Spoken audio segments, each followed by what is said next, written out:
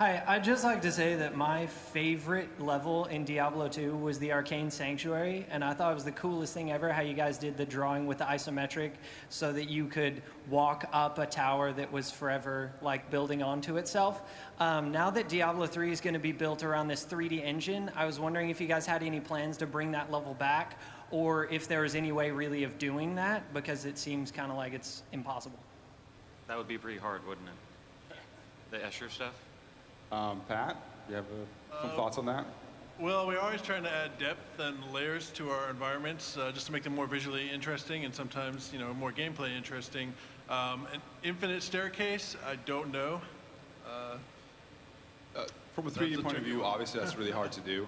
I think there are some thoughts on having some levels that will be a little bit in that direction, but it's not quite the same thing as in D2 where you can get away with that. Thank you. Hi guys, the game is great so far. The improvements from last year's BlizzCon, even with sound and UI, is great. I wish I had a sound question. Unfortunately, I don't. I was wondering if you could give us an idea on maybe how long Diablo 3 is in comparison to Diablo 2. Like, I know length is kind of arbitrary because some people will power through the game and some people will take longer times, but let's say if you took Diablo and Lord of Destruction, is Diablo 3 quote-unquote longer or shorter, about the same in length? Can you give us any kind of ideas on what you're shooting for? Kevin, would you like to get that one? Kevin, why so handsome? Who me? Yeah. Yeah, you. Honestly, you kind of... Content designer? To some extent, I have to give you a non-answer to that. You kind of already answered it, is that it's dramatically different depending on who's playing, and to a large part because of the randomness. A good example of this is if you're walking down one of the roads early in the game, you could come across a scene, this one that we showed in Crafting Sanctuary panel earlier, where a bunch of zombies come to the ground and you kill them. And it's a pretty cool fight, but it's going to take you probably less than a minute to do. That same scene could be a 20-minute dungeon, next time you roll it. So it's dramatically scalable according to the random elements you come across, let alone the playstyles. It's really hard to say. It depends what you roll. Thank you. So I'm curious if you considered any support for Grails. It was kind of popular in D2 to keep track of all the unique and set items that you personally found. So I'm hoping D3 will offer an automatic way to keep track of that sort of thing.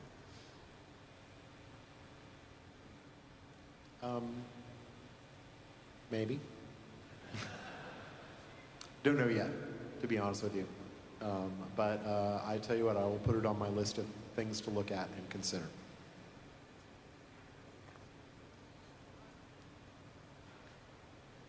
Hey guys, my question was about since PvE and PvP are so separate now, if there was going to be a way that since in PvE you would want a completely separate spec for killing monsters. You've done, because you've made every improvement to Diablo 3 that I would have made myself, but the one thing that I don't want to see you do is drop competitive play. So if everybody loves Blizzard and agrees with me, will you guys support it? Based on the community at BlizzCon and based on my question, will you support competitive play, even though you said you wouldn't? I think there's your answer. Well, actually, I think based on that, I could say if BlizzCon demanded it, then I would, but apparently BlizzCon doesn't demand it. But so I can tell you that you're right. Blizzard knows a lot about balancing games, a lot, enough to know when to give up. I spend a lot of time with this. I'm a big fan of StarCraft before I came to Blizzard, and I play a lot of Star 2, and I talk to those guys a lot, and I know the sacrifices they made to make an esport, and that was okay because that was their game. That was everything they wanted to be. It's not what we want Diablo to be, and so we're not, and what it comes down to is we're just not willing to give up what we want Diablo to be in order to make an esport. I'm still gonna love it, thank you. Thank you. Jay turning the train wreck around there as a good segue. I've got a question regarding the Battle.net 2 integration, which is obviously going to be a very important part of Diablo 3, like all Blizzard games before it.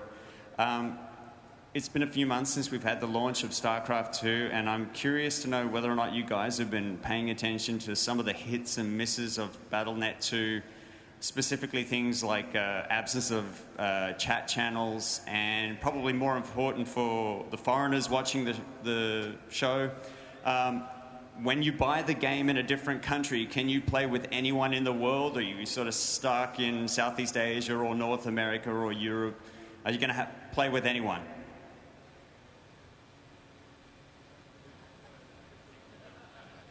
On the chat channels, no one's more disappointed that we don't have those yet than us. Well, maybe some people aren't. Some people are pretty disappointed. We're working on getting chat channels in, and we'll get them in there as soon as we can. And any features like that we put into Battle.net for, say, StarCraft 2, will translate over to Diablo 3.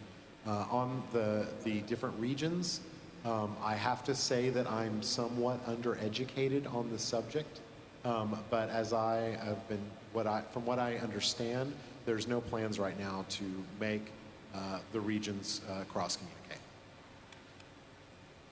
Thank you. Thank you.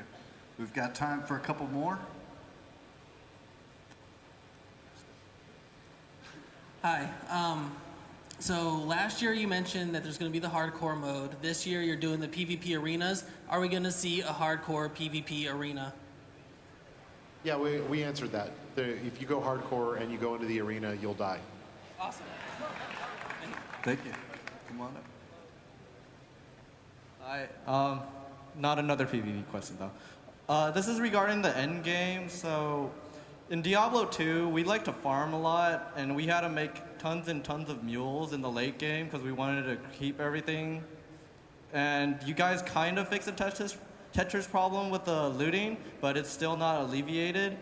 So how are you guys gonna handle like us having tons and tons of mules? I don't expect you guys to make us buy like so many CD keys of Diablo 3. That would be bad. And really expensive. I'm gonna translate what I think you're asking. I think you're asking two questions. Yeah. One is the stash going to be bigger? I think that's one of the questions. And the other question is probably how many characters can we have? And I referenced that based on the CD key. So we haven't determined the number of characters per account, but because accounts don't work the same as they did before, it's not like you have a CD key and you can make tons and tons of Battle.net accounts. It's you have a CD key and you have your Battle.net account. The number of characters is going to be a lot higher. Exactly what that number is, I can't say, but it's going to be. We're going to try to make it a number that's actually really hard to hit. Yes, go right ahead.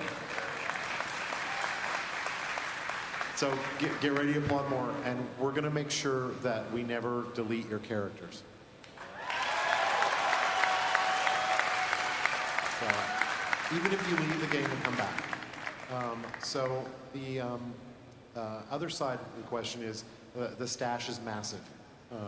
It's very, very, very big. So it's so big. I have people tell me I think the stash might be too big, and then I hit those people and they are quiet.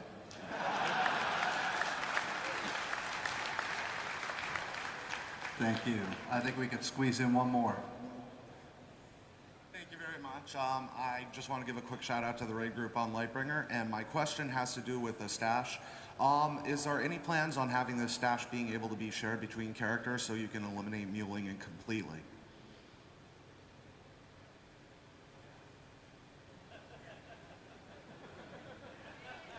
Yes.